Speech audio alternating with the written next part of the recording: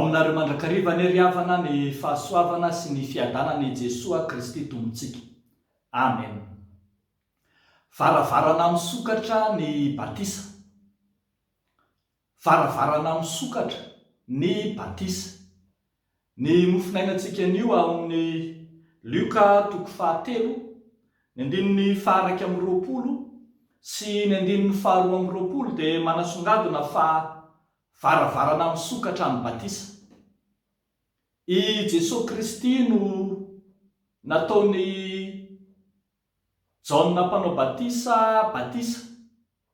Fa tamin'io Batisa ny Jesosy io dia hita taratra fa ao amin'ny Jesosy dia tonga varavarana misokatra ny Batisa.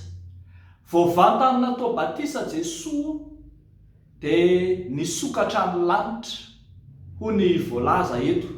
Izany hoe tonga varavarana misokatra ho amin'ny fisokafan'ny lanitra ny Batisa noho ny amin'ny Jesosy Kristy. Ilay hoe lanitra misokatra dia manambara indray ny fiverenan'ny fifandraisan'Andriamanitra amin'ny zanak'olombelona. Misokatra amin'ny zanak'olombelona indray ny fifandraisana amin'Andriamanitra. Ary tsy izany ihany, fa hitantsika eto fa ny latsaka tamin'i Jesosy ny Fanahy Masina. Izany hoe misokatra tamin'i Jesosy koa ny Fanahy Masina.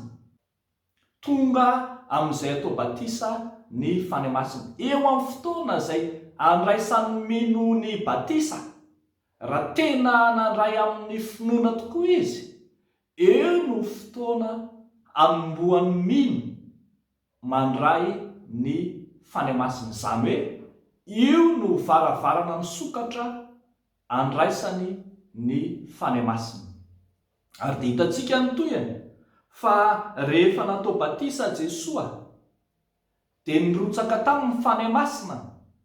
Dia indro nisy feo avy tany an-danitra niteny taminy manao hoe ity no Zanako, Hianao no Zanako malalako, Hianao no sitrako. Misokatra ho an'izay vita Batisa koa zany ny maha zanak'Andriamanitra azy. Misokatra ho an'izay vita Batisa ny maha zanak'Andriamanitra azy. Eo amin'ny fotoanan'ny Batisa no hanombohan'ny fiainana maha zanak'Andriamanitra ny olona anankiray. Raha feheziny izany rehetrarehetra izany dia izao manao hoe ny fandalovan'ny mino ao amin'ny Jesosy no mampisokatra ny varavarany rehetra. Efa niresaka teto isika fa tsy ny Batisa ny zava-dehibe fa i Jesosy no famonjena. Arak'izany mandalo ao amin'ny Jesosy ny mino dia tonga varavarana misokatra ho azy ny Batisa. Noho ny amin'ny Kristy, noho ny amin'ny Jesosy dia misokatra ho azy ny varavaran'ny lanitra, misokatra ho azy ny fandraisana ny Fanahy Masina, misokatra ho azy ny maha zanak'Andriamanitra azy.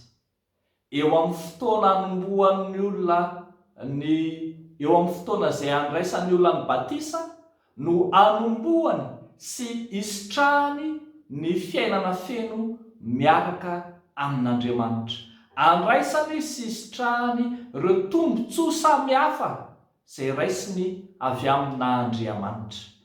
Mazava zany riavako fa tena misy dikany lehibe ny Batisa kristiana. Misy dikany satria voalohany ny Batisa kristiana dia miorina ao amin'ny Kristy, ary izay fiorenana ao amin'ny Kristy izay no isokafan'ny varavarana rehetra izay nikatona teo aloha. Ianao izay nihidy tao anatin'ny fahotana, sokafan'Andriamanitra ho any amin'ny famonjena. Ianao izay nihidy tao anatin'ny fangejana maro samihafa, sokafan'Andriamanitra ho any amin'ny fahafahana. Ianao izay nihidy sy nikatona tao anatin'ny fahafatesana, sokafan'Andriamanitra ho amin'ny fahavelomana.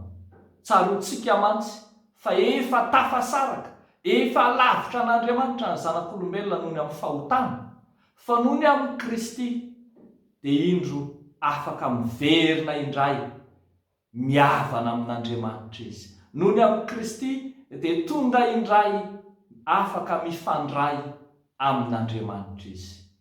varavarana misokatra ho an'ny mino ny Batisa, mampisokatra azy hidirany ho isan'ny zanak'Andriamanitra, ho isan'ny fiangonana, ho isan'ny ankonan'Andriamanitra, ho isan'ny mpino.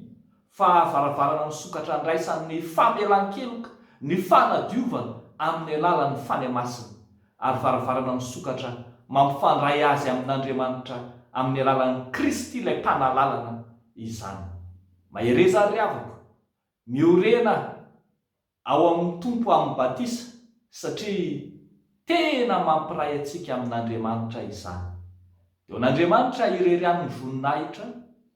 Amen. Ivavaka isika.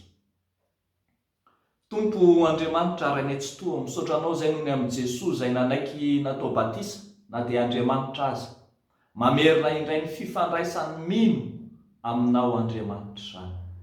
Ary misaotra anao zahay fa afaka hijoro vavolombelonao amin'izany raha teo koa, ka aneo fa zanakao zahay, olonao zahay, mpanomponao zahay.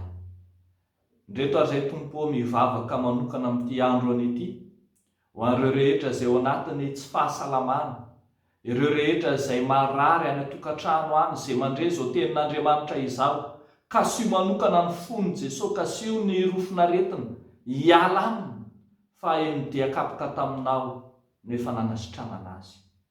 Vavaka izay ho an'ireo izay manana olana sarom-pahana, ianao izay miteny hoe ianareo miasa fatratra sy mavesatra entana, mankanesa ety amiko fa izao mianareo fitsarana no iain'ny fitarainana izay efa nasandrany teo anatrehanao. Miaino vavaka tompoka mamaly amin'ny anaran'i Jesosy Kristy tomponay. Amen.